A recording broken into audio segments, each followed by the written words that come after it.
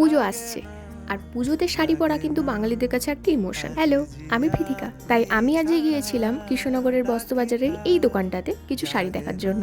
গিয়ে দেখলাম এই দোকানটাতে প্রচুর শাড়ির কালেকশন রয়েছে। কি নেই এই দোকানটাতে! মটকা, বেনারসি, কাতান সিল্ক, অর্গানজা থেকে শুরু করে সব রকম শাড়ি ছিল এই দোকানটাতে। এই পচমপল্লিটা দেখছো, এই পচমপল্লিটার দাম কিন্তু মাত্র ১৬০০ টাকা। এই পিওর সিল্কটার দাম ছিল কিন্তু ৩৫০০ টাকা।